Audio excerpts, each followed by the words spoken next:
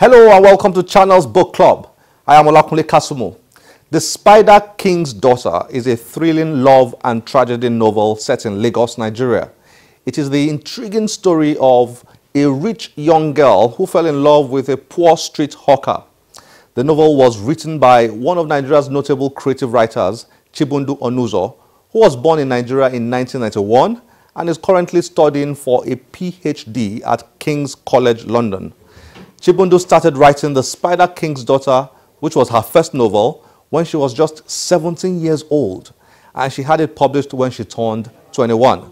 Her second novel, published in 2017, is the powerful Welcome to Lagos. Princess Abumere, a multimedia journalist, lover of African culture and entertainment, and the entertainment editor for Pulse.ng, Pulse Nigeria, joined us to review The Spider King's Daughter, ahead of exploring Chibundu's latest novel. Now, here's how that review with Princess went. Princess, it's great to be with you again, talking books. Thank you for having me. Always a pleasure. The Spider King's Daughter, when I first saw the book, I saw the title, I said I wasn't sure if it was something I would enjoy reading. So I think I put it on my shelf for a couple of months. But when I got into reading it, I actually thoroughly enjoyed it. But let's start with you. Can you summarize the book for somebody out there who has never seen it or heard about it before? Absolutely. Yeah. Yes, I can. The Spider King's Daughter. It's by Chibundu Onuzo. It's 288 pages of fiction. Now, it isn't a freshly pressed book. It was published in 2012 by Faber and Faber. And the irony of the situation is Faber and Faber is a long-standing publishing firm. They were established in 1929, and T.S. Eliot was actually one of the editors of the firm. So, I mean, it's a big deal that we have Chibundu, who's a Nigerian, on that. The book itself, it's an award-winning book. It was nominated for the Commonwealth Shortlist Prize, the Dylan Thomas Prize in 2012, the Desmond Elliott Prize as well. It's a great read. It's a good read. It's a story of love. It's an adventure. It's a tragedy. It's about life. It's about people who faith brings together. Some people have described this book as a modern-day Romeo and Juliet love story because it's about two teenagers from two different worlds, one from the upper-class Nigerian society and one from the lower-class society. So Chibundu shows you their world. She shows you the lead character, Abike Johnson, shows you the life of the upper class, how she lives, how her family is, how she interacts with her parents. And then she also shows you someone who went from being say about middle class or who had money, and how his life has changed and he has to become a hawker. Chibundu Onuzo is a young Nigerian. I mean, she's one of Nigeria's brightest prospects in terms of fiction writing.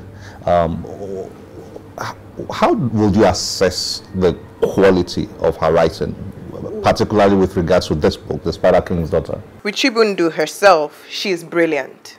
She is brilliant. She is one of those that, as Nigerians, we should watch out for her. She's currently doing her master's, sorry, not her master's, she's doing her PhD at King's College in London. I mean, that's fantastic.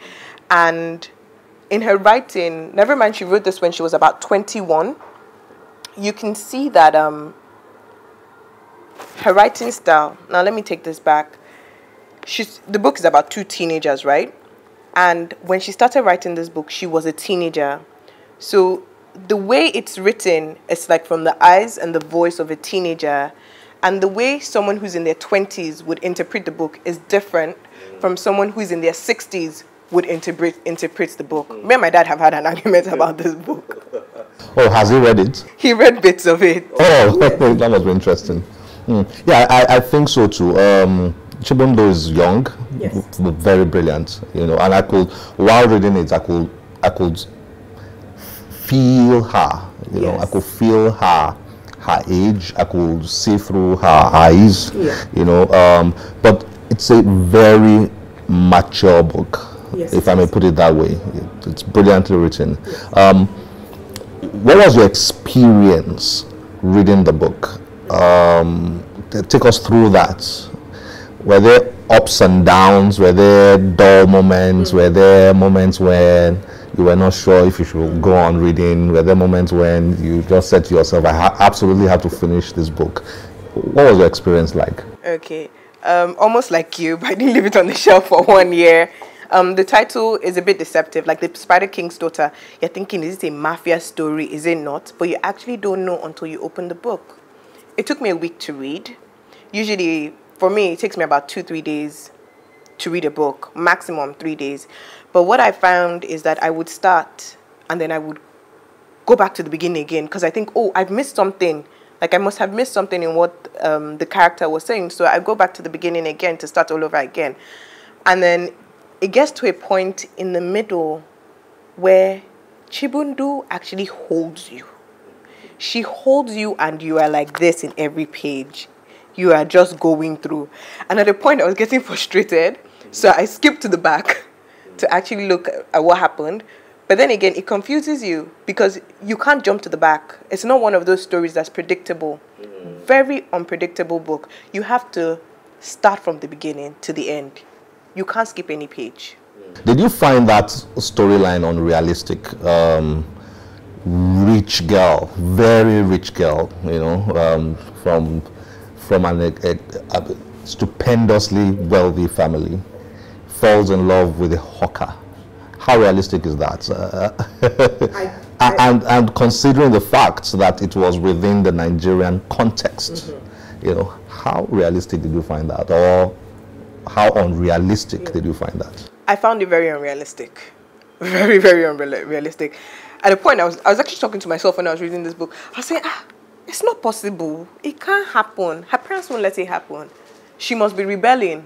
And that makes you stay in the book. Because you're like, how can she just fall in love with this guy? What's there to him? So, but you read on, and then you have to remind yourself that you are reading fiction. So the story can play out anyway.